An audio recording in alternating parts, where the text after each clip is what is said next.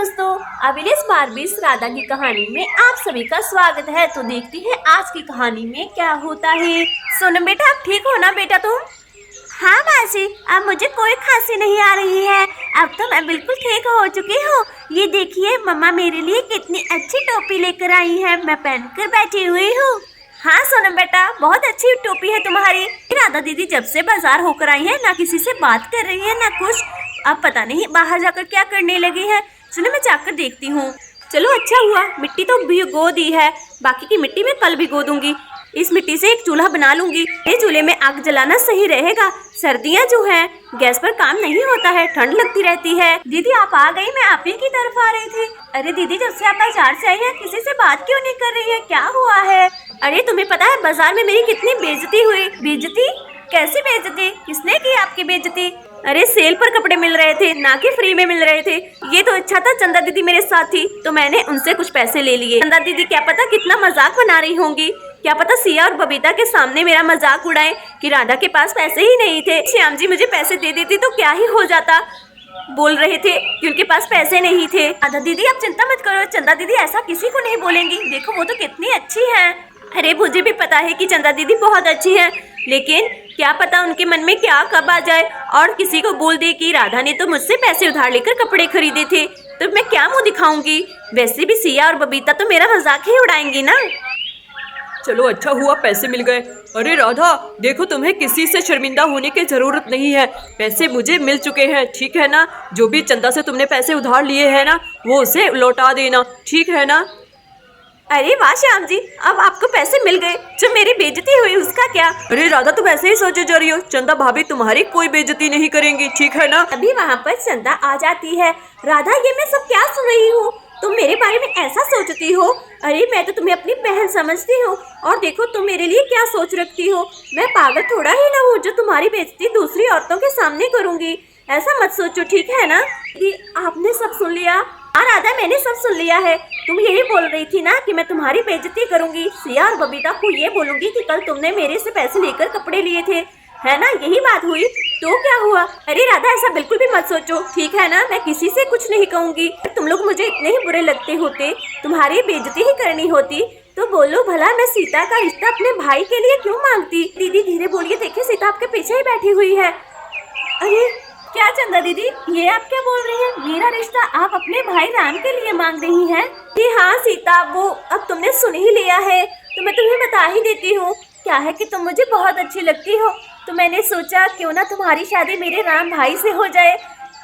बाकी तुम्हारी मर्जी है सीता, जो तुम जैसा तुम कहोगे वैसा ही होगा, ठीक है ना। ये तो मैंने अपने मन की बात बोली थी।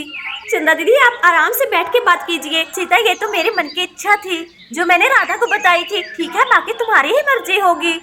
हाँ सीता, अब बात सामने आ ही गई है। हम तो सही समय पर बताना चाहते थे तुम लोगों को, लेकिन देखो ना चंदा दीदी के मुंह से निकल गया और तुम्हें ये बात पता चल गई। वैसे राम बहुत अच्छा लड़का है, जब से चंदा भाभी शादी करके आई है तब से मैं राम को जानता हूँ, बहुत ही अच्छा लड़का है। अरे मेरी भी कोई सुन लो, आप लोग तो अपना ही बोले जा रहे हैं। मैंने कब बोला कि राम अच्छा लड़का नहीं है? अरे सीता तुम्हें राम अच्छा लगता है? दीदी क्या है कि जब पहले मैं उसे मिली थी तो मुझे लगा बहुत ही खड़ूस है। दीदी देखिए ना, उसने हमारी उस दिन कितनी हेल्प करी थी। मैं तो उसी दिन जान गई थी कि राम बहुत ही अच्छा लड़का है। तो ये बात है।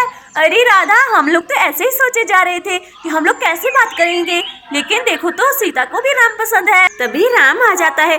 अरे चंदा दीदी आप ये क्या बातें कर रही हैं? इस लड़के से मेरी शादी? इससे मैं कभी शादी नहीं करने वाला। इस लड़के से मैं शादी करूंगा जिसे बोलने की तमीज तक नहीं है। ऐसी लड़कियां मुझे बिल्कुल नहीं पसंद है जिन्हें बोलने की तमीज ना हो। इससे मैं शादी करूंगा। राम देखो सीता अच्छी लड़की है, वो तो पहली बार मिली थी ना, उसे नहीं पता था तुम्हारे बारे में कुछ भी। अरे दीदी पहली बार मिली थी, बोलने की तमीज तो होनी चाहिए। इस लड़की से मैं शादी नहीं करूंगा। तुम भी ना मेरे साथ शादी के सपने छोड़ दो, ठीक है ना। तुमसे शादी करूंगा मैं। मुझे भी इतनी नहीं पड़ी है तुम्हारे साथ शादी करने की। आया बड़ा, तुमसे ही शादी करूंगी मैं। ठीक है। बड़ी आई, अपने आप को देखा है? जाकर शीशे में अपना मुंह देखो। गांव की लड़की, मैं तो किसी शहरी लड़की से शादी करूंगा। दीदी यही करवाना चाहती थी आप, मेरी बेइज्जती करवाना चाहती थी। देखो आप कैसे मेरी बेइज्जती किया जा रहा है और आप लोग इसके मुंह की तरफ देख रही हैं और फिर कहती है कि मुझे बोलने की तमीज नहीं है। मैंने सोचा ये अच्छा लड़का है, ये बहुत बुरा है, इसे बिल्कुल तमीज नहीं है लड़कियों से बात करने की। अगर तुम्हें मुझसे शादी नहीं करनी तो सीधा बोल दो, इतनी बेइज्जती करने की क्या जरूरत है तुम्हें मेरी। अरे सीता जी, आप तो रोने ही लगी। अरे मैं तो मजाक कर रहा था, आप रोइए मत। देखिए आप रोइए मत, चुप कर जाइए। देखिए मैं तो मजाक कर रहा था। अरे सीता जी, उस दिन आप बड़े गुस्से से बोली थी ना मेरे साथ, इसीलिए मैं तो आपके साथ मजाक कर रहा था। मैं भी तो आपसे शादी करना चाहता हूँ। और हाँ, चंदा दीदी ने तो मुझे पहले ही सब बता दिया था कि हमारी दोनों की शादी की बात करने वाली है। अरे तुम मेरे साथ मजाक कर रहे थे। देखो ना चंदा दीदी, राधा दीदी, ये तो मेरे साथ मजाक कर रहा था। अरे सीता कोई बात नहीं, मुझे पता है सारा दिन मुझसे भी ये ऐसे ही मजाक किया जाता रहता है। हाँ मैं मानती हूँ, मैंने तुम्हें बता दिया था कि तुम्हारी शादी सीता के साथ ही होगी, लेकिन ऐसे नहीं मजाक करना चाहिए। वो बेचारी देखो कैसे रो रही थी। अरे वाह वाह, कितनी खुशी की बात है। अरे जल्दी से ज्यादा मिठाई लेकर आओ, जल्दी से मुंह मीठा कराओ। हाँ हाँ चंदा दीदी, मैं अभी जाती हूँ, जल्दी से जाती हूँ। अरे वाह कितनी खुशी की बात है। अब जल्दी से हम इनकी सगाई कर देंगे ताकि बात पूरी पक्की हो जाएगी। अली अली वाह, सीता मासी और राम अंकल की शादी होगी, ये कितने मजे आएंगे।